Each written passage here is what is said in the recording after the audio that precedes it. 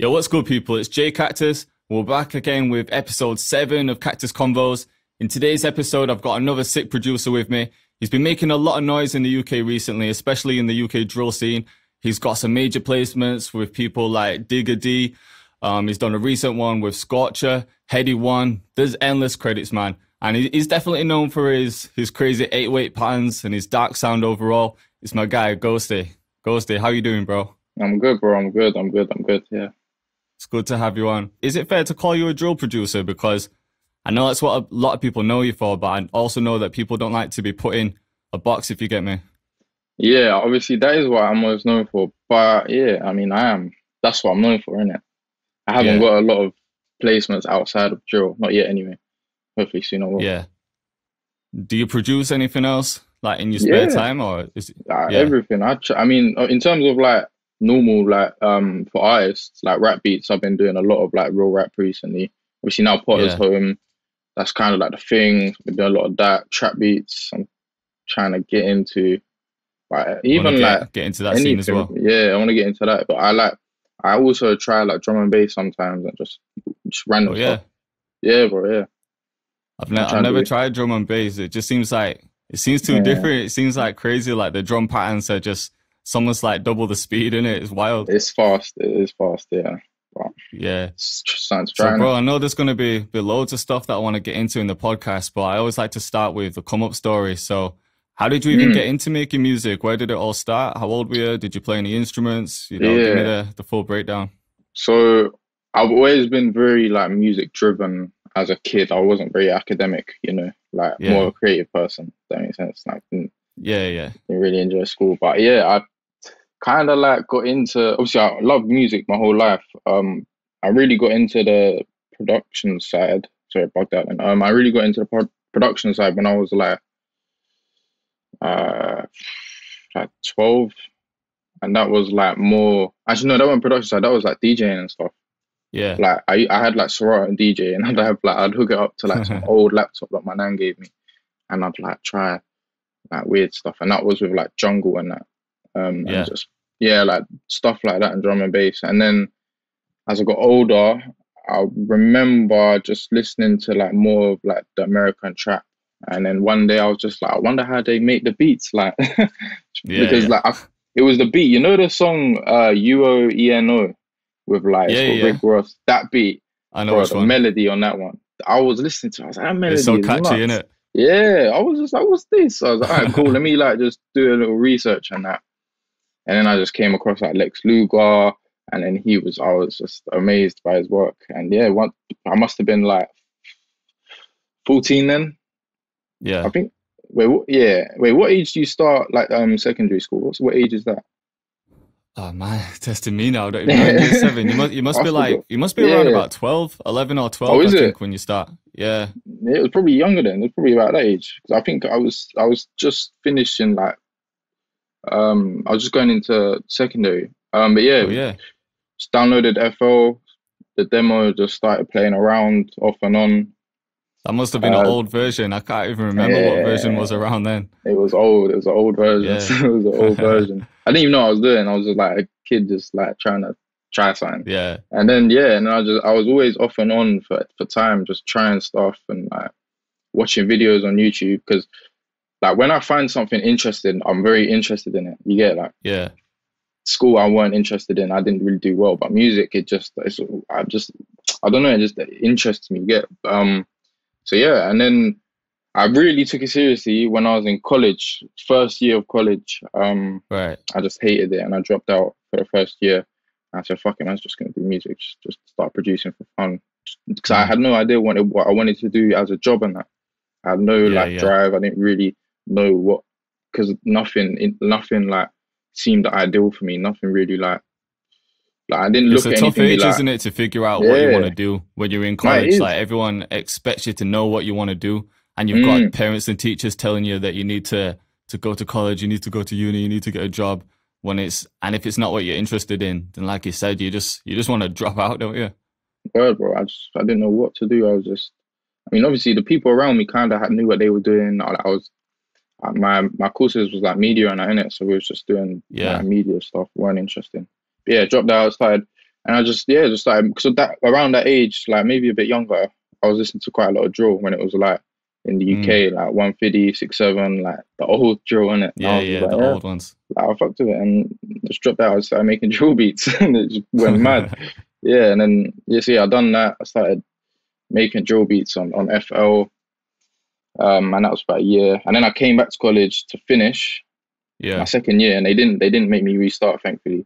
Nice, lucky So then. Were you doing yeah, music in college as well? nah, That's but one I of the was doing media. subjects. I Nah. was doing media BTech, media A level, yeah, and I passed both. Yeah. Don't know how. That's it. Very glad I did because it's a backup in it, and Yeah, of I kind course. of learned something from it, like how to market myself properly. Yeah, yeah. I even design. Some of one like my drum kits now, I do all the design part. Yeah, so and then and that year in college, the last year, that was when I made No Diet, and that's what when I think it was it was, and that was what went off, and it's been that was basically it. It's been doing it ever since. And history has been Literally. made. Yeah, man. Yeah. That's crazy, isn't it? So, It yeah. seems like, although it sounds like it was a quick come up, but really you've been on the grind since you were like 11, 12. Because even though you might not have been taking it seriously then, it still stems from being that age, just being interested in music, like trying DJing and everything. Like a lot of people probably don't understand that. Like, yeah, you have to have the love for it. You have to have the passion for it. It's not just one of them things that you can jump into because it looks kind of cool. Do you get me? Yeah, exactly. Yeah, a lot of people thought it was like very fast. Yeah. I would come up and I say, well, yeah, that's because like I've always had a passion. Like, yeah, I always when I was younger, I was dabbling around and stuff like that. So I had my bearings on where, like, if I wanted to use an automation, I knew how to do it from that year in college. Yeah, because of my previous just watching. How were you videos learning at that time? Was it YouTube tutorials? Was it just YouTube, Busy Works beats, that kind, all Yeah, that. he was my guy at the start. Yeah, bro. Yeah, all of that. Like just watching all that and just videos and Googling, like if I wanted to make an automation, like just Google like how to do that and stuff. Yeah. There wasn't a lot of tutorials out then compared to what there is now. I think Busy drill, Beats there was was none. one of the only guys doing it. I think that's why he's so successful now, because he was one of the originals for FL Studio tutorials. No, definitely. And even for drill, there was 0 tutorials, bro. Yeah. And I just had to listen and just literally just listen. And back then, I didn't even know any drill producers like that. It was only actually, it was probably second year of college is when I first got to know a few in it, and we just started chopping it up and whatnot. Yeah. Who was producing back then? Because I know even from drill going back to Chicago and stuff, there's probably someone that did it before Chief Keef, but that's how everyone remembers drill, starting with Chief Keef and that kind of sound and then making its way over to the UK. But I've also heard that at that time when Chief Keef was doing drill, they were still using UK producers. I don't know if that's 100% true, but it might not surprise me. It could have been. They could have been always making the sound, but we just didn't have the artists to get on it at the time. Or we hadn't developed that sound enough. I know DJ L was huge during that time. Yeah. And I'm pretty sure he's American. Pretty sure. Yeah.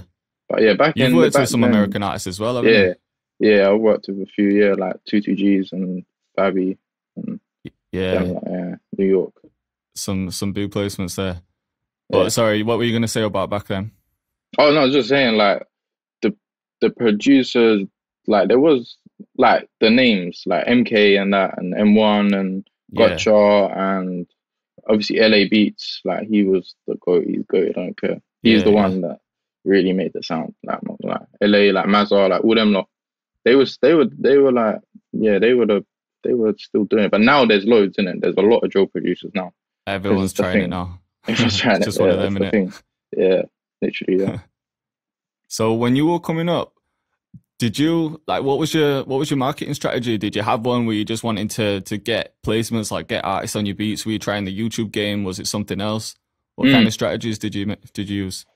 Yeah, well, that's the thing. I never knew it would get to this point. Yeah. Zero clue, bro. That was never the aim either. It was literally a hobby. Whilst I was just trying to figure out what to do with my life, what the route I could take. Like I said, no idea what to do, jobs and whatnot, my future. So I was just fuck it. I was just gonna make beats, see what happens, innit? But yeah, I was just uploading to YouTube a lot. I abused YouTube. I was doing daily uploads for a year straight. I didn't leave my house. I was just cooking up. I've always had a good work rate. Beats, yeah, literally, just spamming. I probably got over 1,000 on my YouTube, and that's in like 3 years. Like, In there's a three lot of years. beats. Yeah, there's a lot of beats Oh, a there. A thousand lot of beats. beats. Probably something like, yeah. Yeah, I thought you meant Yeah. subscribers then. I thought you were going to say like Oh you racked no, up 1,000 within like a year or something. no, I got like That's 30K. a lot of Yeah, beats. or something You mad. got 30K in the first year? No, I'm on 30K now. I probably got like 20, 15, 20 in the first year. That's a lot for the first year. Not many It people was a can lot. do that. Yeah, I was just spamming. That might be a bit wrong, but I'm pretty. It's something like that. But Yeah. I mean, I don't really use it that much anymore. I was going to ask you about that because I was Mm, looking at your recent uploads. Like, obviously, I do check your beats on a regular anyway because they give me some inspiration I too. appreciate it. But I think that the last upload was like 2 months ago. Is that right? Yeah, I haven't really been touching it. I mean, I might go back to it, but Yeah. maybe. How come you stopped that or put a pause on it? Is it just because you're doing so much industry work? Yeah, I just like there's pros and cons to uploading to YouTube, and the pros is like you're gonna get known. Hopefully, like if you put the work in, Yeah. and sometimes put luck. But yeah, like it's not. But you'll rack up a fan base and that. But Yeah, artists will use your shit, and you won't know about it. And I've had that's that true. problem very, very bad, like very bad. Like even my publishers now, they can't find. I know there's so many missing tracks that they can't find because Yeah. like people would just use it, and like it's long. I mean, that's the thing. Like it's just long, and I've got to the point where I don't want to be like the beats to be easily available, if that makes sense. I know what you're Like I saying. want to kind of be not exclusive, but like I've had my YouTube views and that. Like I've had giving the beats out for YouTube lot, and like I'm kind of want to level up, not level up, but change. Do you know Yeah, what I mean? Like I don't want it to be easily accessed anymore. Like I know even what you're now, saying. like I've got last year I have a drive in it. I store my beats on a drive, Yeah. and I was just sending the link to artists and that, and the link got leaked. And one motherfucker saw Oh, that shit, mad. so I was just like, yeah, no more of that. Like, All of your beats with no tags or anything. the tag's on there. Oh, the Tags on tags. there, yeah, Yeah. always on there. Yeah, no, it was just like a massive drive where I just store my shit, and I was just sending links out. Like, oh, I say, they want to pack, I say, look through here and that. But yeah, it just got sent out too much, and like beats were getting used that were meant to be exclusive for others and shit. Yeah. And it was long. So yeah, I'm just trying to stop the YouTube shit and that. I guess there is some downfalls with uploading to YouTube.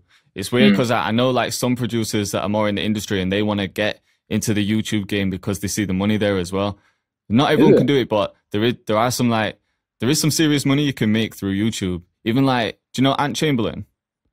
No, I don't think so. I think he's based in Atlanta. He's like a trap producer.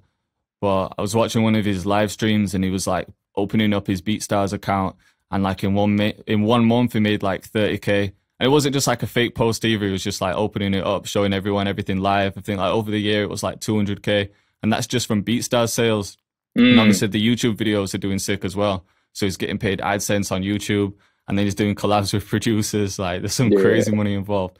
But yeah, I guess it depends what you want as an individual. Like some people maybe don't feel comfortable working with artists in studios. They just want to cook up beats in their home and sell them online, and they don't have that confidence to work one-on-one. But then other people want that like exclusive sound, like you were just saying. And I feel like with you, you've probably earned that right to do that. Do you know what I mean? You've built up that personal brand. So now you're at a point where you don't have to just work with anyone, which is a nice luxury to have, but you've earned that luxury, if that makes sense. No, definitely. Like what you were saying, like working, like some people want to just work at home, and that was me, bro. Like I'm terrible with social shit. I don't like it. I really don't enjoy it. Yeah. That's partly why my name is Ghosty. You get like you're not gonna see me, but I've kind of like over the time, like only like 6 months ago, man's been going sessions. Other than that, everything else, I was just doing it from home, bro. Yeah, because I just didn't really enjoy it. Like, but yeah, like you said, yeah, like you can't just go in the game and try and like move a certain way, if that makes sense. Yeah. I think that's common with producers. We all like to just stay in our rooms, keep our heads down, just make beats. None of us are really like, people think that I'm this guy that likes being on camera all the time because I do tutorials and stuff, but I don't. It was just when I knew that I wanted to do something in music. I knew that I wanted to do production. And I was just looking at everything these days, and I was thinking like it's not enough to be a good producer these days. I was thinking you have to be active on socials, you have to be like networking with as many people as possible. So I was just trying things, like I was trying tutorials, like doing the podcast, like everything, just to get my face out there, even though it wasn't like the most comfortable thing to do. But do you agree with that? Do you think that it's not enough to be a good producer these days? Do you think you need more? 100%, bro. 100%. You see, like marketing and that, it's such a key. And like stuff like who you know and what label you're signed to, who your management is, all this. Like you can, I've said this, but I say this so much, like it doesn't matter how good you are. Like you could be the best producer. If you haven't got like someone that knows how to market you, or how to get you in a room with this person, or how to negotiate and stuff like this, like you're not gonna, it just won't work, because that's just not how the scene is, unfortunately. I wish it was, because I see so many talented people like go unnoticed. And 100%. Bro, I hear. I mean, with my like power, like as my name, I try to put people on in it. Like, I try to bring my people out. If I've got a session, I'll reach out to these people. I'll say, send me samples, send me something that we can get together. Because it's unforgiving the way these labels move, and the way it's just all planned. Like you could be a terrible producer, but you got a label behind you, and that label is friends with this label, and this label is working with Drake or something. Like you're getting paid more. You're getting a pay. Your chances are higher than someone who's like not in the label and shit. It's mad. It's a crazy thing, isn't it? It's all about the people you know, unfortunately, not what you know. Like, because there's some sick producers out there, man. Even like kids, like this, like 14-year-old kids just making straight bangers, but because they're just not mature enough to know like the marketing side. They just haven't like developed that skill set yet. They can't really get everything out there. So it is mad. So have you got a manager at the moment then? Yeah, I have. Yeah, I'm with Finesse forever. Oh yeah. So do you think that's been quite key then, to get you in the rooms with the right people? Nah, not really. I've only been put in one room by them, and I've only been with them for a bit. I mean, the rest I've just been doing myself, innit? So what kind of things were you doing? Were you like just DMing people on Instagram, like sending emails out, sending loops to other producers? Did you have a certain technique? No, I mean, I mean, I used to, when I first started, I was spamming emails, which is a terrible thing, because now my old email is blocked by like 50 eyes. Is it? And it never worked. I think it must have worked like 1 or 2 times, but. Well, you were just sending beats to artists every day. Yeah, I was just spamming them. Yeah, it's not good. They don't, like, there's people too, you don't do that. But now I just kind of like, I'll reach out to artists and like reach out to managers, just stuff like that. To build a relationship, really. I've got quite good, I'm fortunate enough to have built relationships with a lot of artists, innit? Yeah. And it helps, because like, it just helps, innit? Like, it's a very 100%. Big key, having a relationship with an artist, because there are people too, and it is business, but it's good to have that. Yeah, like you got to be professional, but at the same time, you got to find that leeway to kind of be calm with them and like just vibe with them. Just natural, isn't it? Like natural and professional. Literally. Yeah, that's the thing. Yeah, just stuff like that. Yeah, choosing that. DMs. I don't really email. I don't really email a lot, but yeah, just DMing and messaging and seeing who knows who, if I can put a word through, stuff like that. That's pretty much it. What would you recommend to new producers? Because I get a lot of people messaging me saying like, I struggle to get artists on my beats. Like, I don't know what to say to them when I DM them. It just goes back to that thing of producers just being like introverts. They just want to like keep their head down and make beats, don't know how to speak to people. So what would you recommend to new producers? Oh God. Be kind. Like I try and always, like when I message someone, I'm like, yo, hope you're well. Try and make it seem like you actually care for their well-being, because they get DMs like, send beats, send email, man's gonna send you beats. They get that all the time. You want to kind of just be a bit, because like I said, they're human too. Like, yo, hope you're well, you know, hope you're staying well in lockdown or whatever. Like, just say whatever, and then just be like, if you're in need of beats, let me know, because I've got packs ready to send. And that's just a good way to approach, because it's maintaining that relationship, and it's as well, it's professional. And definitely. But in terms of like not actually even getting the DM read, that's a bit techie. Yeah, that's just I'd gonna say, happen though, isn't it? It's like some people are gonna open the messages, some people aren't, some people might read it and not reply. Not everyone's gonna like your beats as well. You might not be meeting everyone's style. So yeah, people have to that's the thing, be aware of that. Yeah. That's the thing, Because it can hurt people's pride sometimes if people are sliding in the DMs and messaging the rappers saying like, yo, I've got beats, bro, or whatever, and then they just don't get a reply. And then they're like, you know what, he's not replied, so I don't want to message anyone else. It's like, you can't think like that. Nah, don't look at it like that. Yeah, it's like, if you think that is bad, like wait till you get in a session and you're running through beats and then like next beat, and like that's what hurts. yeah. But it's part of the game. Like it's just how it is. It's like, of course, can't take it personally. It's the unwritten rule. Like your favorite beat, they'll hate. Your worst beat, they'll love. Like literally, they'll love it. It's just, I don't know why. It's just like the unwritten law of music production. But yeah, don't take it to heart when people say that stuff, because it's like how some drum samples you might not like, some melodies you won't like, some others will love. It's just preference. That's just how it is. Everyone's got a different taste. So Literally. what's an average day looking like for you these days? Are you waking up, cooking up, studio in the afternoon, or is it different every day? Most days I'm just waking up. I like to wake, like as I told you, my sleep schedule is terrible lately, but I'm fixing it. I like to wake up early. I used to, like, when I was younger and I was trying to get in this, I was just up every night, every day. I didn't sleep. It was terrible. Yeah. Don't do that. Never do that as a new producer. Like, you want to schedule your day in it. This is what I do. Yeah? It keeps you healthy and keeps your mindset. Like, wake up at like quite early, like 8 or something. Eat some fruit, drink plenty of water and that, and then just hop on your desk. You know, like, I like to work in darkness, innit? Like, I normally, like, even if it's daylight, I'm just drawing the curtains and just putting LEDs on and just. Yeah, you want to set the mood, innit? Yeah, literally, just let it come. Like, all the ideas, just write it, just boom, boom, boom. And I'll do that from about 8 till, probably about 10 till 4 or 5 or 6, depending on how many ideas I've got. And then, and then I'll stop and rinse and repeat. But sometimes, like this week, I've been very busy at studio. I've been doing like sound design and stuff. Like every day, sessions every day. So yeah, this week, I've just been in the studio, and that fucks your schedule. So what's it like in a studio session then for people that have never really been in one? When you're working with artists, what's the usual process? Is it just like you said earlier, just right, you're gonna run through some beats, pick the ones that they like and start recording, or is it right, let's start from scratch? What kind of vibe are you into, and then go with that? Yeah, there's never really a set thing. I'm not gonna lie. As much as I'd like it to be, like, it's always like you just gotta try and read the room, catch the vibe. But yeah, I normally like will get them in, see if they're trying to eat first, they'll eat. If they want to smoke first, they'll smoke. Like, I'll say like, what type of beats you after? Would you prefer me to cook up first or to run through? Like, maybe I'll, like, while they're eating, I'll run through some shit. I'll just say, if you hear anything you like, just let me know. And we'll put it aside. If not, we'll just start something from scratch, you know. We'll just do that. I don't record. I'm learning to record, so the engineer will record them.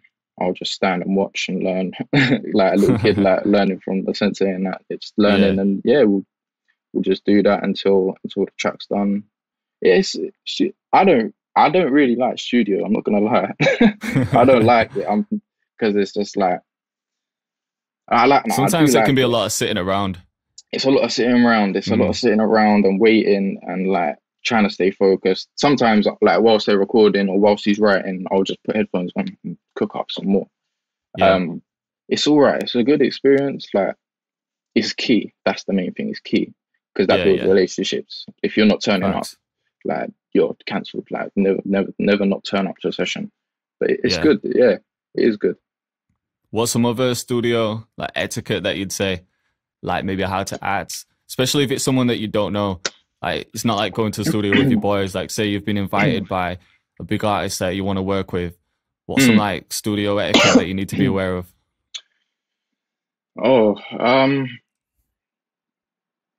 Etiquette. I don't even know. You know, like, just like kind of like knowing your place. Like, maybe, like, I was gonna say, for examples, You know, sometimes that maybe you're in a studio and there's that one producer that's just like, maybe he's talking like too much. He's been invited for the first session and he don't shut up, and he's like the one that's trying to control everything. It's like, Oh yo, this is the yeah, yeah, artist time. You know, just little things like that. yeah, yeah. Just yeah, like be respectful. Like know your role as a producer. Like yeah, just be respectful, be kind. Maybe like bring them drinks through if they're trying to drink or something. Maybe not. I Yeah. don't know. It depends how. Like if you don't know them, maybe not. If you know them, if you've worked with them before, maybe do that. I don't know.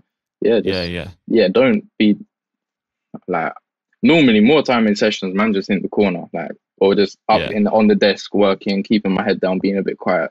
I don't I don't really control the session. I just let the vibe come because that's yeah, like controlling it, trying to control something. It's music, just let it flow in it.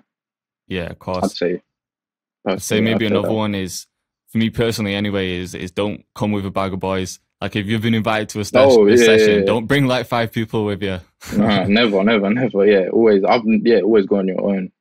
Or Yeah, even if you are trying to bring someone through, like max two people, let the artist know. yeah, yeah, yeah. Let Give them them know, a heads like up. literally, yeah, yeah. So, how many beats do you think you cook up per day on Uh, average? If you were to guess, like if you were spending like a full day, you weren't like interrupted with a long studio session. If you were just sticking to your usual schedule, like it depends. Like eight probably. I'm gonna be real, eight. 8 a day. I That's mean, mad. last I'm not good with maths, but last year I made 950 in a year. Right. So that's like I don't know how to. Yeah, probably about eight on a good day. Eight's probably my Yeah. highest. Eight on a good day. Like four on a normal day. Probably something That's like a that. lot of beats. It's a lot of beats, I can't lie. It's a lot But of sometimes yeah. with me, when I'm making drill, I feel like, well, even listening to a lot of drill, I feel like a lot of the time the same chord progressions are used. You know, to get that Mm, dark feel, you might be playing like just a normal minor chord and you take out the middle note and then you sustain that root note. no, There's definitely. always that Yeah, certain way to get yeah, that yeah, yeah. Yeah, that drill feel in yeah. it. That piano drill is very very same chordy. I Yeah, like it. I like it. I'm not gonna lie. But I'm not yeah. even on that anymore. I'm more on like the sample game now. I'll be real. Samples Oh and like yeah, loop makers. Yeah, I feel like drill isn't really that anymore. it's Especially evolving, isn't now, it? it's evolved. Yeah, especially because of the whole like the Pop Smoke stuff that Mello and that Yeah, have done. It kind of brought when it's gone like the US lot don't really. I mean, apart from Tutu, who I work with, Tutu G's, he yeah, don't really fuck. He likes the piano beats a fair bit yeah, and like the basic two chord. But most of the Americans like that sample, the violins, like yeah, the woo back shit. That's what they like. That's what they really like, and that's what yeah, kind yeah, of yeah. is happening here now, which is good. I Just love going it. I can't more lie. like orchestral. Yeah, more orchestral, more like radio friendly, less dark. Yeah. A bit of a different bounce. I like it. I like it. I can't lie. It's good to see it It had evolve, to isn't evolve at some point. So there's it? only so many of them chords that you can make. Otherwise, Word, all yeah. beats are just gonna sound the same. But I feel Word, like boy, there's running still out. so many directions it can take. You've got them guitar drill beats. You've got Central C with them jazzy drill beats. Like, it Mm. can go anywhere, man. Yeah, it can go anywhere, literally. But yeah, definitely samples are the thing right now. Yeah. I think that's quite cool. It's When quite you good. say samples, are you looking through like old samples, like old like vinyls, or are you on about like loops from producers or a mix of both? Mix of both, really. I mean, I prefer doing like searching on YouTube and stuff. It's just Yeah, fun, just searching through yeah, there. yeah. But yeah, I always get people sending me stuff as well to use. Just use that. Yeah. With the samples from YouTube, have you ran into any problems in terms of like copyright? You No, know, I from not haven't. clearing samples. Nothing, nothing Thankfully, yet. thankfully, I haven't. Nah. Yeah, Um, but yeah, I mean, it's techie. More time, I try and flip stuff so you can't really tell. Like, yeah, like maybe grab a 4 bar and just cut that up, half time yeah. reverse or whatever. But if you get caught, I don't know, like try It's a and different story then, isn't it? try and get something sorted out. Yeah, So you gotta be careful. You do have to be careful. Try and like read the descriptions. I think sometimes they have something in the description saying like fair use or whatever. yeah, yeah. I I don't think, know. like you Yeah. said, with flipping them, that's obviously key as well, because if you take like a well-known sample and you're just looping it and putting drums on top of it, then it's just completely obvious, but if you're changing the pitch, you're chopping it up, you're flipping it, reversing it, everything, then it's obviously, it just becomes your own then. Yeah, definitely. No, definitely. So talk to me about your first major placement then, because I was going through your credits trying to go through them all, but it's just like an endless list. It feels like you've produced for everyone in the drill scene right now. But what was your first one, and how did you get to that point? My first ever placement was Striker Critical, and I think it hit 1 million last year. It's not a very well-known song. Yeah, that was my first ever placement, Striker Critical. I have my old tag on it. It's hit 1 million. Yeah, now, after so many years. Yeah, it's crazy. So that was my first one. Can you remember how you landed it? I think I DM'd him. I must have DM'd him or something, because he's like kind of local to me. He's like couple like he's quite local. So I just messaged him and just said, let me send you something. Yeah, and we got a couple tracks done. That was one of them, Critical, that went out. And yeah, that done all right. And that was my first ever placement. And then my first like big one was No Diet. That was the one that was like No Diet. Yeah, that was my first ever. That was the one where I was like, wow, like quite proud. Say that's the most like proud moment? Yeah, it was nice. But the matter thing, I didn't even know until it dropped that I produced it. Like, wow. How did you find it? Was it through like BeatStars or YouTube? Nah, because Jeff at Mixtape Madness, he asked for a pack, and I sent him for a pack. And I never really heard anything back. Yeah. And then obviously like I knew about the song I knew the song was coming out because Digga and all the CGM, they had the, you know, the logo where it's the emoji, the X emoji, and then the bottle. Yeah, I think I know that's like that's the like No Diet. That's like the image, the cover art, and they was putting stickers around London and snapping it.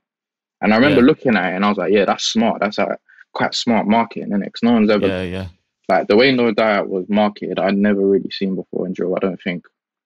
And yeah, it came out, visuals were nuts, and it was my beat, and I was like, oh, okay, wow. And that hit 1 million in like 2 days, and it went silver. And I got the 2 days. The plaques behind me, it went silver. Crazy. But that was my first ever proper placement. Congrats on that, man. Is that when you started noticing things changing? Like, is that when more people were hitting you up looking for beats? Yeah, definitely. Yeah, it's like a domino effect, isn't it? When one comes in, I bet all the others just start piling in then.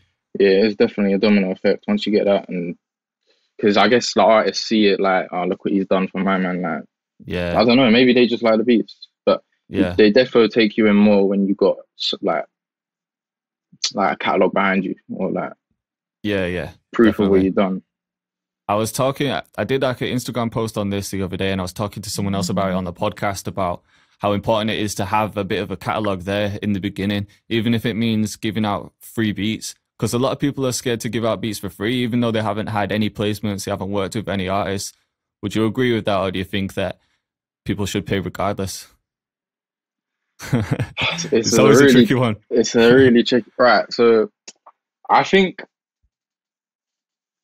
it's giving out, like, if you're trying... Yeah, right. So this is a good way of putting it. I've given out bare free beats. I've given out so many free beats. Like when I was, not now, but when I was back then.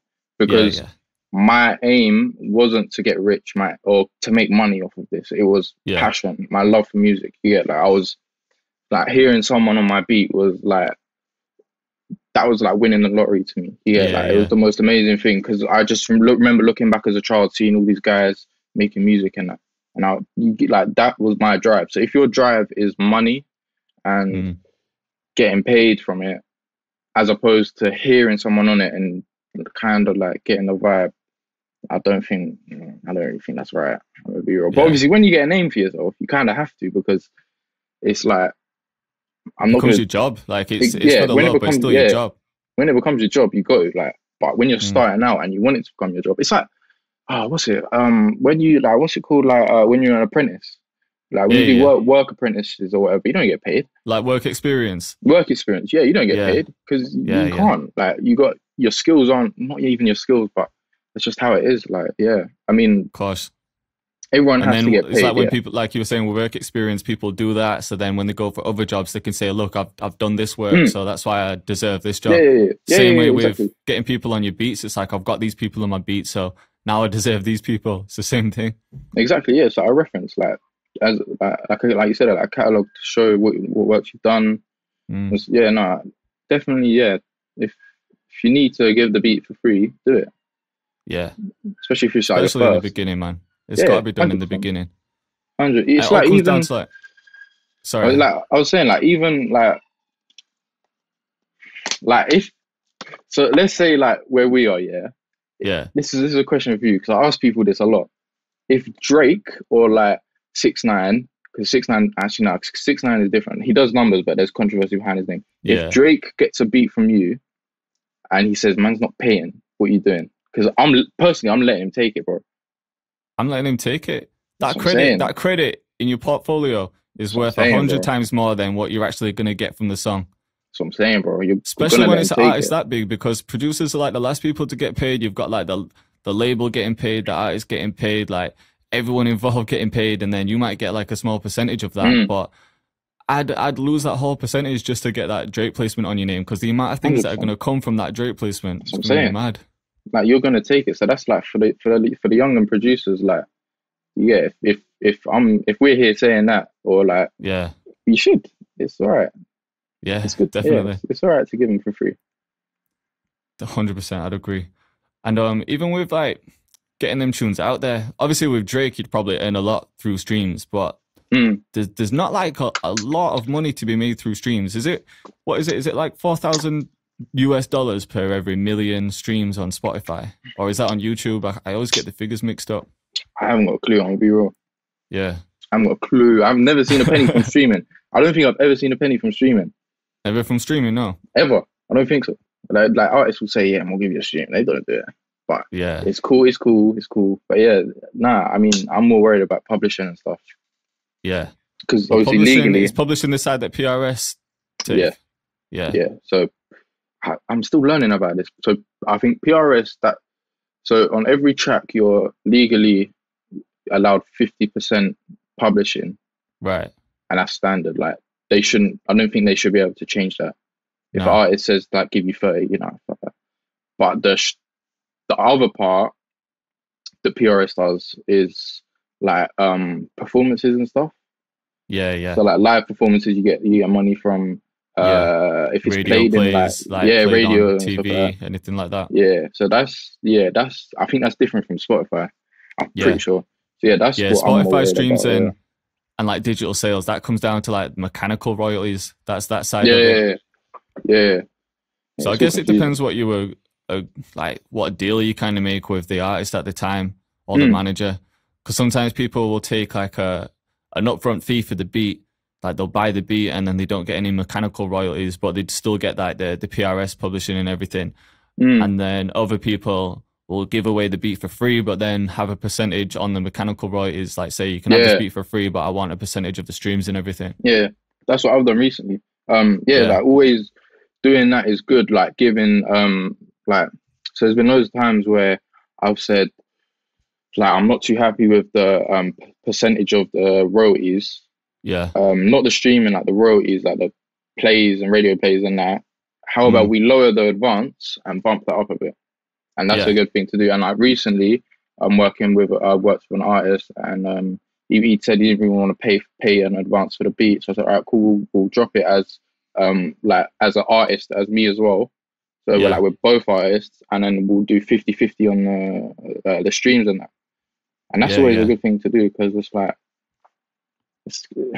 you're benefiting yourself. Like a lot of people like the advance. It's good to get the advance. It's nice. It's it's good to see money. But the percentages and the royalties and the streaming is what's going to keep you like wealthy, and that's going to be your pension, and that you get. Like, that's what I was just going to say that's a long-term plan, isn't it? Because that is going to be your pension. If you're just accepting like upfront fees every single time, by the time you retire, people don't like to think about retiring because we're still young, but that day's going to come around. If you haven't got like anything under like your royalties, no royalties to collect, like what do you do then? Unless you've been investing in other things like properties, stocks or whatever. Yeah, no, that's the thing. Like, we're young, we're very good at thinking about now and, Yeah, getting that advance and yeah, nice. But you gotta think like, what if you get sick? Even if you get sick, bro, yeah, like God forbid, let's say someone gets sick and like you can't make beats or whatever. I don't know, like you break both your arms or something mad, yeah, for yeah. like 2 years. Like you'll go broke. Like you have to Of think about course, the long term. Like it's a mature thing to think about long term and them streaming and that. That's the key. That's how you're making money.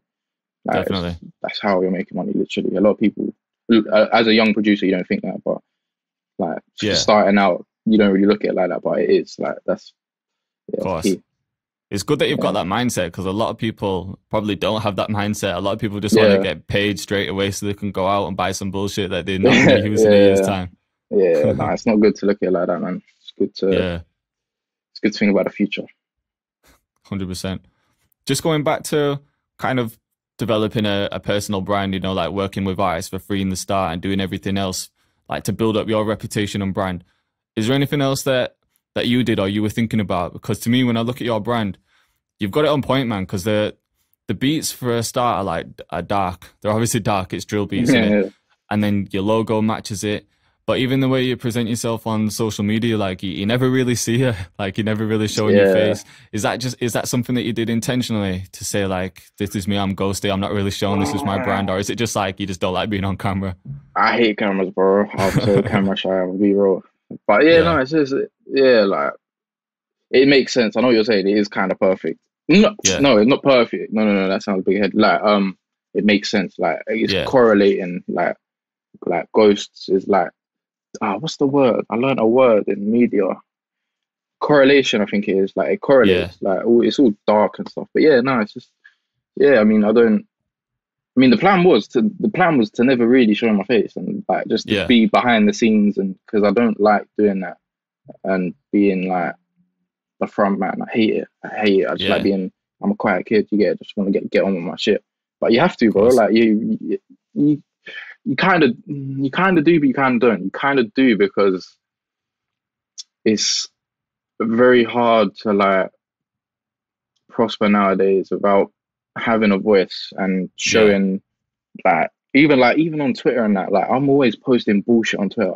I don't even I don't even want to like, but the only reason you do it is so people can correlate and like it's just another thing. Like I don't have to put into words. Like say you I know what you're post saying. like if you post a popular opinion on Twitter and someone sees it and they're like I'm gonna follow this kid and then they see that you're a Yeah. beat maker and like their friend's a rapper, they're gonna put them through to you. Like it's just another thing. Like yeah, marketing and that.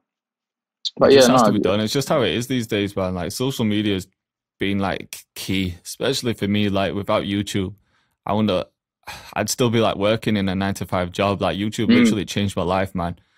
And I nah, think yeah, people for real. you just need to try things. Like if you're scared of like getting on camera, just try. Like, what's the worst that could happen? I feel like people worry Yeah, about what people think too much, and they're always worrying about the people that are around them because they think, "Ah, what's my boy gonna think of this? What's this person gonna think?" yeah, But most of the time, it's not even them people that are supporting you. It's people that are like the other side of the world.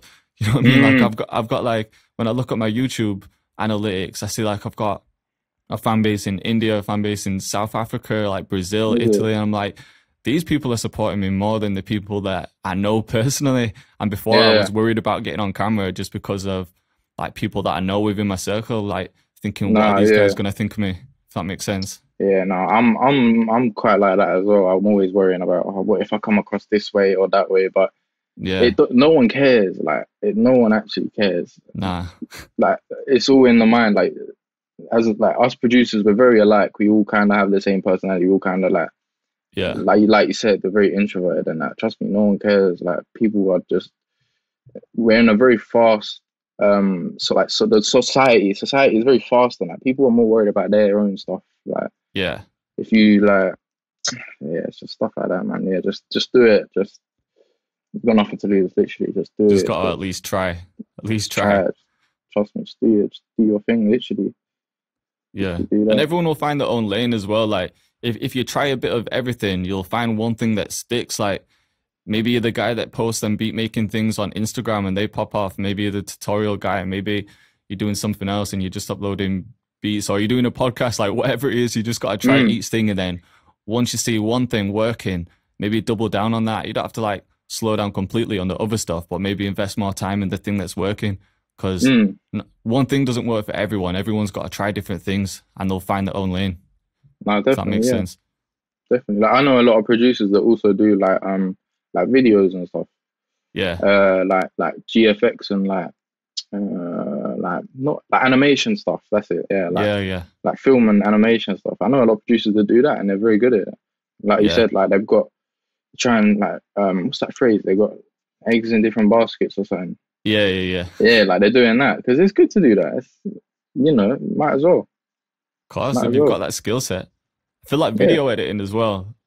It's similar to production in some ways. I don't know if you've edited videos before, but you can have like, I use Adobe Premiere, and if you want to like make something move, it's like automations in FL. Like you drag a point and then drag another point. It's the same kind of thing. So it's no surprise that producers are doing that as well. Really, there are some similarities. It's still a creative thing, isn't it? It's like a creative's like not job, but like a thing, innit? Yeah. Like 100%. It just makes sense. So how about the drum kits that you've put out? I know they've been a hit. I see every drill producer using Ghosty kits. Like, how did you get into sound design? Did you just know that drum kits were the way forward, or was it like you've developed these sounds and there's money to be made? Like, what was the story behind them? So the thing is, I've always kind of like tweaked my sounds in it. Always kind of tweaked them. And then one time I must have made, like, this was ages ago, I made a little kit. It was called the Drill Devil kit. I made a little kit with like little sounds just for the guys, innit? And I sent it out to the guys and it got leaked. I was like, fuck. And then everyone, and I told, and I told everyone, I was like, nah, it's a fake kit, don't worry. But no, it was me, but I just didn't want it to admit it because the shit got leaked. But yeah, now I really enjoy it. Like, I've got the Worldwide Drilling kit, which is out now, and then I've got the Volume 2, which is out next month, and it's nuts. I can't lie, bro. I love it. I love sound design. It's so fun. Like, it's mad, isn't it? Yeah, do you get into like subtractive synthesis and everything, or like doing everything from scratch, or do you take existing sounds or maybe record something and tweak them? That's the thing. I'll do different. I mean, this week I was at a studio and we was like even recording acoustic. So I was recording acoustic hats, and it had like I made like what's like the Korgs and that, the old school synthesizers and that. Oh loads like of them. The Moogs and the Korgs and everything. Yeah, and we was routing that to the big Mac that had Studio One. We was recording it, and I was getting that, and I was running it through like real life compressors. I don't know what the word is. Not analog, but real life, like physical compressors. Like I think I know what you mean. I don't know the word either, but I know what you're saying. Yeah, it was running them through that, like doing madness with ratio and that, and then I was chucking them in FL and just making basses, and it was nuts. I made some crazy shit. Yeah, it's so fun, bro. Like, just even like you can change stuff with Omnisphere. Like, you can drag sounds into Omnisphere and tweak them on that. It's just, there's so much stuff you can do with compressors and EQs and like just like everything. Like, it's just fun. Yeah, so I've just been doing that. I don't know how I got into it. I just really enjoy it. And I suppose if you're used to tweaking your own sounds anyway, it kind of makes sense to put out a kit, because people hear your beats and they're like, they want the sounds that you use. And I bet part of you, because I know a lot of people have this mindset where they don't want to share the sounds because they're like, nah, I'm not sharing my sounds because then people are going to copy my style. Do you ever have that fear, or is it just like, you know what, like, people know me for my beats. If people want to copy my sound, they're going to be known as the people that are copying my sound? Yeah, I don't really worry, I don't really care about it. I mean, like, I'm pretty sure no one's brain is rigged the same way mine is. You get, so they're not gonna be able to do it like properly, exact down to a T. So I don't really care. Like, you can what's it? There's another phrase, I forgot it. It's not about the equipment, it's about the ear and that. Like, you can have my sounds, you could have my whole laptop, you could have everything. You could make a shit beat. It's not about what sounds you got, it's about how you're using them. How you facts. Like, literally, bro, it's all about that. A lot of people don't really think of that. A lot of people like to spend loads of money on drum kits thinking that it's gonna make it work. It's not, a lot of the time. Like, you think Lex Luger and Southside and that, they just come off of like the most basic kits. Yeah. Literally. 100%. It's one of them, isn't it? Like you said, like people worry about having the right equipment. They feel like to make good beats, you need to have the best speakers, the best headphones, the best keyboards, everything. But you can have all that, but if you don't have that like creative juice, if you don't have that skill set to make beats, then you're not going to make fire beats. It all just comes down to like just putting in the work as well, man. I feel like that's one thing that I see from a lot of producers. I get a lot of DMs on Instagram and people are like, yo, my YouTube's struggling. I'm not getting placements. Can you help me out? And then I'll look at the YouTube page and maybe they've uploaded 10 beats. They haven't got the personal brand sorted. On the Instagram page, it's just pictures of the dog and the food and shit. Like, there's just nothing that tells me that they're a producer. Do you know what I'm saying? Yeah, no, don't do that. Yeah. Make it correlate, make it make sense. Yeah, don't do that. Of course. Yeah. So what, the new drum kit's out next month then? Next month, yeah. I was gonna do it earlier this week, but yeah, next month. That's that. And then so that one's coming next month. It's gonna be good. Quite excited. That's it, man. I'll be buying that kit from you as well. I bought one of your kits in the past. I can't remember which one it was. It might have been the Worldwide Drillings kit. Yeah, that's the only other one I've got. Apart from that Drill Devil one, but that one you couldn't buy it. It was free. You just got lead. But yeah, that Worldwide Drillings. I've seen if people posted that. Because I can't lie, in the start when I just got into production, everyone does it, man. Everyone like downloads free kits from Reddit and everything. But then when I like started taking myself seriously, like as a business, I was thinking, I kind of believe in karma. I was thinking, if I'm taking people's kits and then I drop a kit, people are going to take my kits. It's just how the world works. So I was like, any kit that I want now, I kind of, especially when I got my new laptop, I was like, I'm not getting any more like crack software. I'm just buying everything. I'm just keeping it legit, especially because I was doing tutorials as well. Imagine if I was uploading tutorials and then these companies reach out to me to do like a sponsored video or something, and then they see me using a pirate copy of the software. They could get videos taken down or anything. I've heard about that. I've heard someone saying happened that they had, the name tab on the FL. Yeah. I watched one video where it was like, what are the names? It was one of the crackers' names, and he got caught. And FL Image Line must have contacted him and like done something to his YouTube.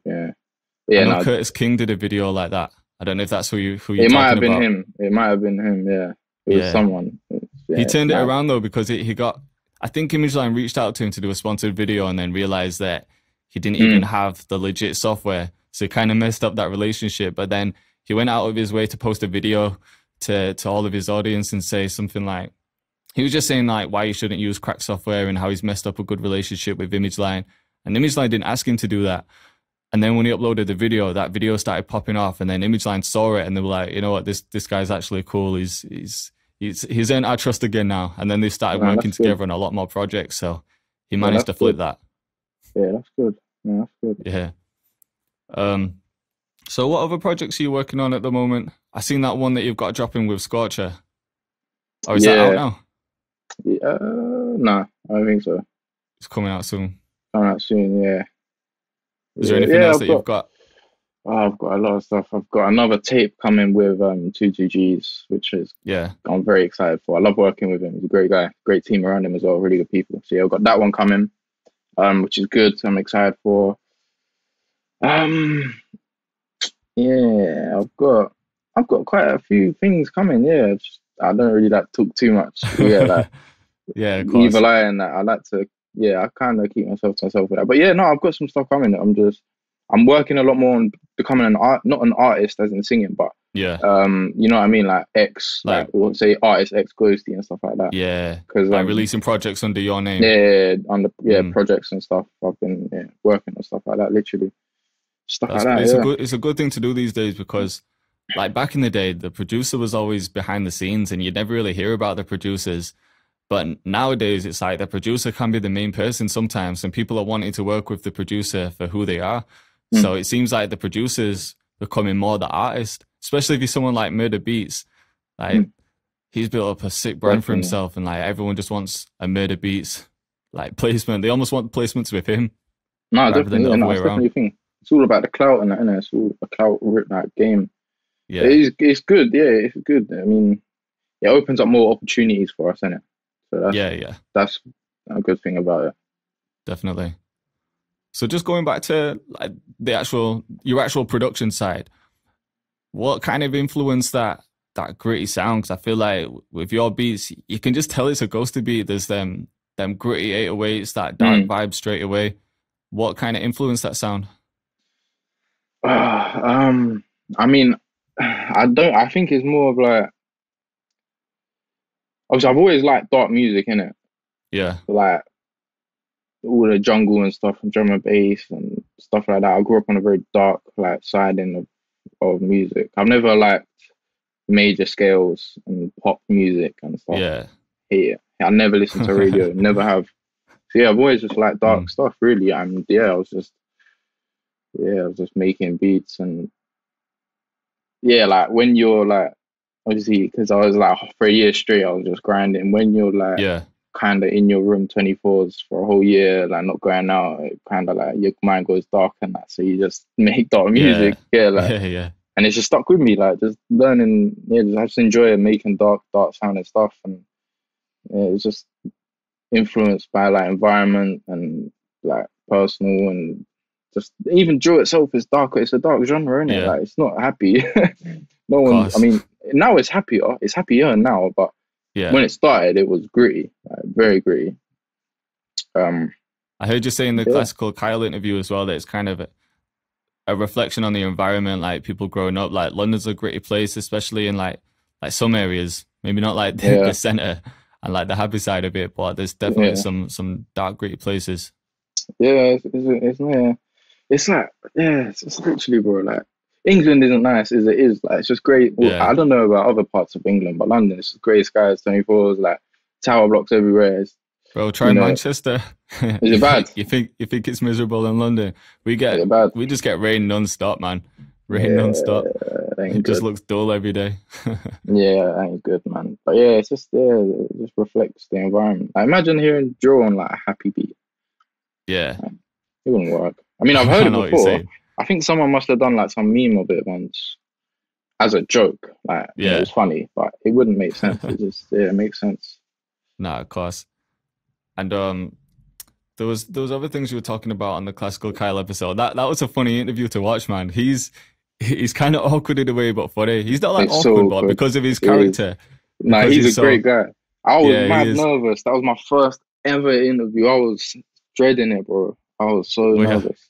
Yeah, everyone was saying it looked like someone was behind the camera with a gun to my head and that. Cause I was so nervous. I didn't know what to say, and I didn't really like want to do it, but it was like when we was talking earlier, just got to do it because it's good for yourself. It's good for your brand and that. Just got to do it. Yeah. Oh, of course, yeah. Yeah, go on. What was you saying about it? I was just saying, just with his character, right? I was gonna say, I bet it was like a weird interview to do because he presents himself as this like geeky person, and I can't tell if he's just putting it on or if that's actually him. But I think it's just actually him. I think that's his actual mannerisms, and that's just his style. It's definitely him, bro. He's a great guy, though. Actually, he's a really nice guy. Like we was talking beforehand, because obviously, like his team reached out to me.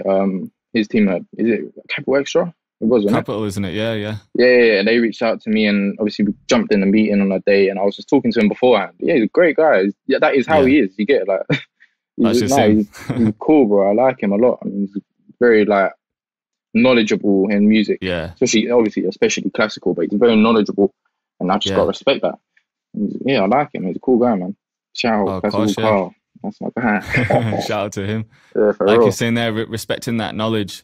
Because some people might look at him and think that they don't want to listen to this guy because of the way he presents himself, that people get cool kid syndrome. But then people that are classically trained, like, they're knowledgeable, man, and they can probably teach you a lot with music. No, definitely, It's always, you shouldn't look at him and be like, oh, because he's like an old posh man. Like, you shouldn't chill with him and that. Nah, man, like, he's a cool guy and he's very knowledgeable. It was kind of like that thing going back to school. If you remember in school, there was always them kids that like played the piano and the flute, and people would take the piss out of them and think that they were the geeky kids. But now I wish I was one of them kids that were playing the instruments. I wish. Oh, I'm even learning. Well. I'm even learning myself. I'm teaching myself music theory and now, like, literally. Wish I'd done it back then. Yeah, bro. Wish I'd done it back then. Yeah, that's the thing. Man, it would have helped so much with production, because that's what I did when I wanted to get into production like properly, because I'd always made beats, but I never took it serious. I just love music, kind of like you. I just had a passion for music. I just wanted to make it. I didn't really like expect anything in return. It was only until like a couple of years ago where I was like, this needs to be my career, otherwise I'm going to be miserable. Yeah. So, but when I started taking it serious, I was like, right, first thing I'm doing is taking piano lessons, because I didn't really understand music theory before. I was just clicking in notes and hoping for the best. But as soon as I took the time to like sit down with someone and they explain like how scales and chords work and everything, it just changed everything. Yeah, no, it's interesting to learn. Mm. And it helps. Are you taking lessons? Oh, you said you're just teaching yourself. Is that from YouTube? YouTube? Just stuff like that. I ain't even taking lessons. Like, like sometimes, I mean, I've got like a tiny little, I don't know if I could probably get, I can't. Like a tiny little key station mini, it's called. Yeah. Tiny little mini. I'll just plug it in some days and just start. Like, and I'm trying to learn to be like, kind of like pitch perfect. So I'll hear a note. Yeah. And kind of be like, all right, that's a C or something, or like know what scale it is. I mean, it's got to the point where, so when I do my slides now, my 808 slides, I do all my drums in 16 bars, innit? Instead of 8. So I'll have it out, and because I'll know where I'll find the root note. So let's say it's a C. I know exactly where the slides will go. So it will be C, G sharp, G, F, and maybe a D and a D sharp, or maybe a C sharp. But I'll just know like where to put it, and then I'll listen back, because that's the scale that I use. Like that's my scale. Like that's all I use, really. Well, not all I use, but like just so used to doing it and just learning it. Like it's good. Yeah. It's just good to know. That is good. That just probably comes down to doing it so many times, especially if you're making like 8 beats a day at one point. You're gonna get used to that, and you just train in your ear the more you go. Yeah. So you didn't really have any musical theory knowledge before? Were you just kind of selecting a scale and then just clicking things in? No, I've never selected scales, I hate that little scale tool. It don't work. I don't know why. It never works with me. I try and do it and I'd get it wrong. I never use it. I hate it. Yeah, I've always just used my ear and just put it in. I mean, like the basic like 2-chord thing that we was talking about in drill. It's just like a C and a G together. And then on the next bit, C and a G sharp. Like that's it. And I don't even know what scale that is, but I just know where it is. Like I know what notes will go on that, and I know how to like make it a minor, or like I think it's called a minor harmonic or something. Harmonic minor. There's a certain time, like a certain note that you can add into a progression, and it makes it sound so nice. Yeah, I think it is that. Like, I don't even know the name of this stuff. To last note, I think, or like the last note. So say if I've got a keyboard in front of me, like say you were doing like a C minor scale, it would be the last note. So instead of the B flat, you'd play the B just before you get to the C. So anytime you're in like a minor scale, it's that last note before you get back to the root note. Yeah, you play like the one after. Yeah, I love that stuff. Yeah, just stuff like that. Just learning it's nice. Yeah, harmonic minor is quite common in drill, isn't it? I found out this though, when I was producing before, I'd always select like the harmonic scale, because I do that. Like I'll select the scale and then put the notes in. But then when I was doing like my piano lessons, my teacher was saying like usually it's probably most common to like do the harmonic chord on the fifth note. Like say for example, if you work in a C minor, it would be 1, 2, 3, 4, 5. Like G is like the 5th note in that scale, isn't it? So then you could use like a harmonic chord when you're playing the 5th one, and that's what usually sounds good. But I just never thought of that before. I'd always just draw in whatever chord when I'm working in the harmonic scale, if that makes sense. I know it's kind of confusing to like. No, I think I get. But it's not the stuff that you can learn just through taking lessons, especially when people are classically trained, because it just opens up your eyes a little bit, man. No, it does, yeah, for real. What are the 2 plaques behind you, by the way? I can't really see them on the screen. There's a couple. There's 3. There's a few. So hiding a couple. That one's the silver, no diet. Yeah. That's OFB mad about bars. I ain't got my glasses on, I can't see. That's no diet again, but that's from Mixtape Madness. Yeah. And then the other one is the Digga D mad about bars. Digga D one, yeah. Yeah. That's sick. So what was the first plaque that you got? The Digga D man about bars. Yeah. I bet that was a good feeling when that arrived. Yeah, it was crazy. I was so excited. That's like every producer's dream, isn't it? Well, one of the dreams just to have that plaque. It's just like I don't know how to explain it. It's just like I've got this plaque now, I'm official now. Yeah, I mean it's good to see them. It's like It's like fuck, I keep forgetting my words. Inspiration. Like it's a good Yeah, thing to wake up in the morning and see that. It's like a good feels good. Like definitely. gives you a reason to want to make more music. I want to, you know what I mean? Like want to progress in that because it's like trophy Of kind of. course, yeah. It's not. You don't need it. Like you don't need it at all. But it's nice to have. It's nice to have. Yeah. It's Yeah, nice to like you have said, for it'll sure. give you that motivation. Because some Yeah. people struggle with like struggle to get the confidence and they might not believe in themselves. But then if you wake up and you see that in your room, then you're like, you know what, I've done this, so imagine what Mm. else I can do. Nah, Possibilities yeah, are for endless real. now. Literally, bro, for real. Yeah, it does help. So what do you see happening in like 5 years time? I know you might not Oh have it God, planned out that much, but fuck. what do you see? Shit, I'll be 25. So Oh, you're only hopefully, 20. I didn't even know you were only 20. That's yeah, crazy. bro. Yeah, I'll be 25. Probably, I'd like to move out soon. Yeah. Get a nice little apartment or something. I want to move to the countryside, bro. I'm gonna be real. I want to get Yeah. a farm. I want to get a farm or something. I'm gonna be real, yeah, man. I want to move far out. Um, How yeah, come? Is yeah, it just fed up with the environment, or you just want to be by yeah, yourself? yeah. I want to be by myself, man. I want to live by myself forever. I'm gonna be real. Just live by myself. Yeah, Have better animals and that. yeah, yeah, I'll yeah. probably, eventually, I'll probably move country. I'll be real. I want to move to like a nice cold country, but yeah, yeah, probably 5 years. Hopefully, like more progression. I hope like Yeah. more placements. Hopefully work for some bigger artists. Yeah, just, Have you got any in mind? Like any goals, like any artists in mind that you really want on your beats? oh, it depends. I mean, I'd like to work with it like Travis Scott and that. Yeah. Um, I want to work with Wonder Girl. I've been meaning to work with her for time, bro. She's I'm sick, isn't I she? was She's meant just to. got Yeah, I messaged her and she messaged me back and I sent her something. yeah. I don't think she read it. But yeah, well, I'd like to work. She's actually my favorite producer ever, It's her drums and percussion, isn't it? I bro. don't know what she does. She's just got some next level bounce. She's just her mindset is different. But yeah, Yeah. in 5 years, I don't know, man. I'd hope to still be alive, still be healthy and making music. That's it. I'll be happy with that. Literally, Yeah. I don't want much here. So, It's good that you don't like expect much. And I feel yeah, like that puts less pressure on yourself as well. It's just like you're happy doing what you're doing, making music. If things come from it, then sick. yeah, literally, bro. It's Yeah, just yeah, mm, I'm not too like I'm not a very motivated person, so I haven't really got any like goals. Like I'd love to reach and that. Like, I'm just gonna yeah. plod along, see what happens. If it happens, it happens. Seems like yeah, literally. Sometimes having them big goals as well can kind of stress people out because people might write a goal like by the time I'm 25, I'm gonna be a millionaire. Do you know what? Something like it Yeah, could fuck happen, but that. it might be a little bit unrealistic. So then Yeah, people start stressing out when they start creeping up to that age. People set all these expectations for themselves, like, oh, by 30, I've got to have this, got to have this. That's just not how it is, man. You just need yeah, to go at nah. your own pace. Yeah, don't do that.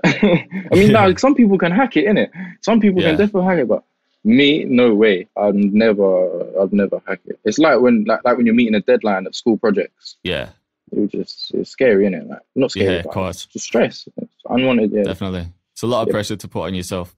It's a lot of pressure, bro. Literally, if you can handle it, do it. But yeah, Yeah. maybe not. Or even just set like smaller achievable goals. It doesn't have to be in 5 years' time, I'm gonna be this. It could just be like in a year's time, I wanna have like 5 singles out with artists. I'm on about like new producers. That could just be like your goal. It Mm, could just be like, I want to have 5 singles out with artists and I want 2 music videos because that's realistic. You could have them tracks out there to build up your portfolio. So it don't yeah, always have to be like huge targets. And then you feel good when you tick them achievements off. And then you can maybe set yourself something a little bit bigger for the next time. Just them like baby mm, steps in a way. yeah, and yeah, exactly. Yeah, make sure it's something within your reach and that, and like something that you feel that you definitely can do. So Yeah. otherwise, you're just gonna let yourself down, and like, nah, not even that, but like, I don't know. Yeah, yeah. You're saying What you you just said, can't, yeah, you do feel let down in a way. It's like you've let yourself yeah, down if you don't meet them targets. That makes sense. yeah, yeah. But that's the thing. If you're setting them too high, you can't let yourself down because Yeah, you know, yeah. of course. So let's talk about the actual production side because I know like I have a Discord and I'm always chatting to them guys. I told them that you were coming on the podcast as well. They were all gassed to have you on. I told them that they could ask a couple questions as well. Yeah, everyone wants to know the 808 sauce, man. Everyone's looking for that sauce. So I got you. What are some of the effects that you put on your 808s? Do you just start with a basic 808 and then add distortion and maybe like a flanger or something? Yeah, man. I mean, the 808s, it's a fine art. You get me? Yeah. Like, I'm very particular with what 808s I use. Yeah. They have to have a specific tone for me to use them. Like, because some 808s sound so nice low, but as soon as you slide them, sound shit. So yeah. More time, you want to make sure, like, let me visualize it. Like, so you see, like here, like the mid highs, you want to make sure it's kind of like a bit boosted. Right. But it depends. I mean, it depends what you're going for. I mean, I like to have a lot of mids in mind because that's where the highs are hitting. Like when you slide, you'll see that EQ go from here or the low to here. And that's, just stuff like that. I mean, stereo shaping. I think I was the first to do that. I'm not going to lie. I done it by accident. I accidentally put stereo, I accidentally widened my 808s once. And it sounded length, so I just carried on doing it. And everyone's doing it. That just goes against like every classical engineer's morals, in it. Everyone's always told me like mono, always mono. Bass is always in mono. There's never an excuse, but but that's the thing. Yeah, in drill, I kind of look at my 808 as an instrument. Maybe the second instrument, like melody being first, and not even that, melody third. I don't know. Yeah, 808. You look at it as an instrument, because it's quite like it stands out more than anything. Stands out. It's quite, that's what I'm saying. So you might as well widen that, make it hit more. So just do that. Just do stuff like that. Yeah. So chorus, that's the stereo shaper that you put on there. Just do anything. Yeah, widener. There's a plugin called Wider. I think it's free. Yeah, that's a free plugin. Yeah, just use that. Don't do it too much though, because it can fuck up the frequencies. But just a little bit. Sometimes, bro, do anything. Flanger, chorus, do weird shit with it. I'm always putting weird shit on my 808s. I don't really care. Yeah. I don't know if you saw it recently. I just uploaded because as part of my channel, sometimes I'll do like how to make a MK the Plug type beat or how to make a M1 on the beat type beat. I did a how to make a Ghosty type beat. A lot of people were asking for it. Yeah. And then when I was listening to your 808s, I was like, I wonder what is used for this. And I used, if you've got the most recent version of FL, I used a frequency splitter. So like I kept the bass in one channel, but then I sent the highs and the mids to another. And then on that channel with the highs and mids, I added like a flanger or a stereo shaper, so the bass was still in the middle, but then the highs and mids were kind of like not pan, but they were just widened. Yeah, maybe that's what he's doing. Yeah, no, that makes sense. I had a look at that that frequency split the other day. I haven't used it yet. That new thing. It's good. It's good for stuff like that. So you can obviously use it just to like mute certain sections, but then if you kind of sidechain it, so you sidechain like when I did it on the bass, I'd sidechain like the bass to an empty channel, and then you can send whichever frequency band you want to that empty channel. So then, like I said, you can just put effects on like the highs and you don't have to affect everything. So yeah, that makes sense. Yeah, that actually makes sense. Because then that way you're not fucking up the lows so much. Yeah, of course. Widening it too much can fuck it up. Yeah, it can fuck it up a bit. Yeah, that's it. What about some of your go-to plugins? Like, say you pull up FL. What's the usual thing? It used to be Nexus, innit? The Nexus pianos for the draw. But now, like I said, I'm not even opening VSTs, bro. I'm finding samples and that. Yeah? Yeah, like if it's a sample, maybe Fruity Slicer. But more time, I just chop it all up. Like, just stuff. Yeah, I don't even...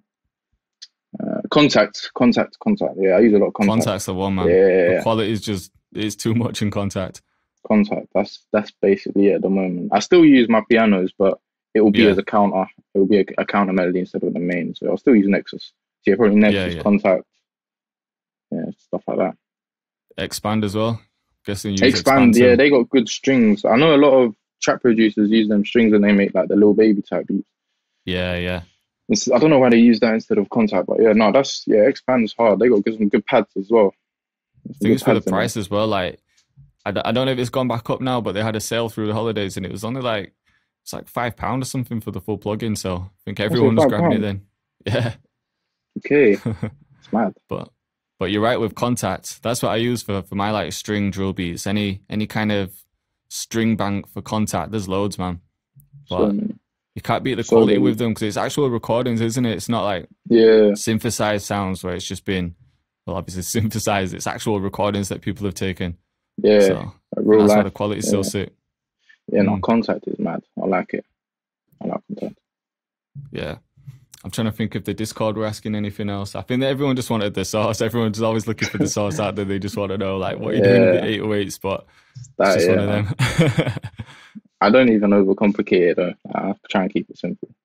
Yeah. Like, a lot of people ask me what I do to my kicks. I do nothing to my kicks at all. No soft clipper or anything? Nothing. Nothing at all. Like I said, I don't even sidechain my kicks to my 808s. I used to. I don't even do it anymore.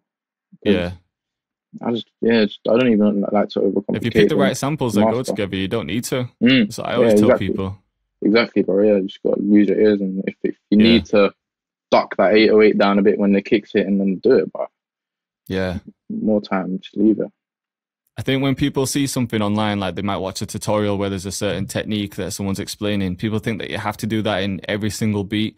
And I think that's how the sidechaining thing started, because obviously sidechain is there, like it's there for a reason. It's there if an engineer's got a track and there's some mud and like the kick and the 808 are clashing, then they might sidechain it. But you as the producer, you're the one picking the sound. So instead of having to worry about all that, just pick sounds that go together instead of sounds that are going to clash. You know what I mean? And then there's no problem to fix. Yeah, exactly. Yeah, if you ain't got, that's like you said, if there's not a problem to fix, don't try and fix it. Yeah.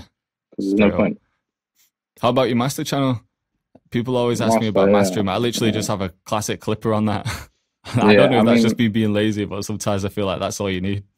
I switch. Sometimes I'll use like a clipper. I use TR5. Yeah, that's the one. Sometimes I'll use a limiter, like the TR5 limiter. Yeah. And sometimes I'll use Ozone. Ozone as well. Yeah. Ozone is good, man. I've only recently started using that. Ozone is good.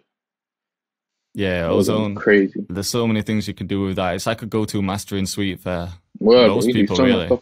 So much stuff, just like widening, imaging and stuff. It's crazy. Yeah, Ozone's good. You know, we're working with like engineers when you go into these studio sessions.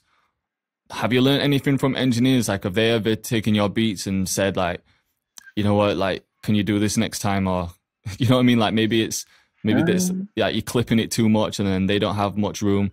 Because obviously when engineers are working with your beats as well and they're getting vocals on there, if we've already like clipped our tracks to the max and then they've got vocals on there, then they start adding their limiters and everything. Before you know, everything's just getting like squashed down. Have you ever run into any problems like that? I haven't, actually. I'm never really had that. I mean, I've always asked the engineers if I'm in a session, I'll be like, how's the mix? Like, is there anything you need changing? You get in there, like, no, the mix is calm, like pretty perfect. Like, you ain't got to really do much to it. And I think that's because I'm always trying to use a limiter to make sure it's not clipping too much. Yeah. Like maybe just bring the ceiling a bit higher than it is, so it's just hitting like the tiniest bit, just so it's not as harsh. But try and make it not hard don't make the engineers job harder by like doing that. But then I say that, and then we will like go and widen the AOE and that. Because they probably, if they're using stems, they're definitely bringing it a bit back mono. Oh, of course. But they must do. Yeah. It's probably just in the engineer's nature to turn it into mono, or at least a little bit. No, definitely. But I've never really had a run-in like that. Yeah. Thankfully. That's good then. I was just saying that your mixes are clean to start off with. Probably just comes to good sound selection, good leveling. Yeah. It doesn't have to be overcomplicated. It's just like simple things like that. Literally, bro. Just keep it simple and just leveling that. Well, yo, bro, I think we've gone through pretty much everything, man. You shared some gems with everyone. Talk through your placements. Cool, man. Like, these past couple of years have been crazy for you, I bet. Like, crazy, bro. Crazy. It's obviously been a long grind because you've been making music for so long, but I bet these past couple of years have just been like they've just rocketed. Everything's just happening quick now. Yeah, it's crazy. It's crazy, man. It's a blessing. So, I wish you all the best with it, bro. It sounds like you've got everything locked down. This is just the start for you as well. There's going to be some crazy things happening. I feel real here. 100%. So if there's anything you want to say before we end the podcast, if you want to share anything with people, I know you've got the drum kit dropping. Is there anything else that you want to make people aware of, or is it just stay tuned? Take care of yourself. Take care and just Yeah. Make beats. Make beats. Take care, goddamn. Literally. Yeah. That's it. Bro. It's as simple as that, isn't it? It's the only way people could get better as well. You just got to make beats all day. Make them people beats, always literally. want this like secret sauce. Like, if I find out how Ghosty does his 808s, my beats are going to be 10 times better. But nah, you just have to keep producing. Yeah. Just make your beats, man. Literally.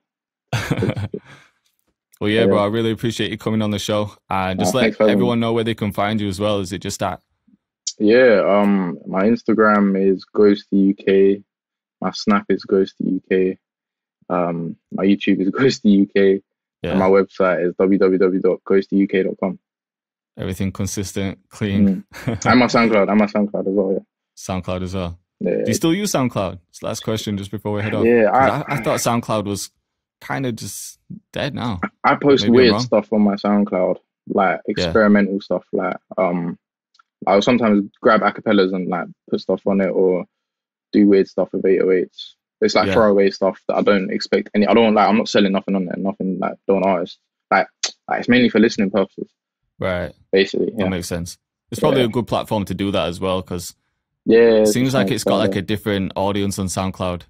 Like people are looking for that experimental stuff on SoundCloud in a way. Yeah, so definitely all that cloud rap stuff. It's all on SoundCloud. Yeah, exactly. All right, Mo. Yo, once again, bro, I appreciate you coming on. I know you haven't done many interviews, so I'm sure everyone's got to see this one. The whole Discord's excited about this one. So yeah, bro, I appreciate that. We'll I keep appreciate in you touch having as me, well. Yeah, 100, bro. Take care. All right, bro. You too.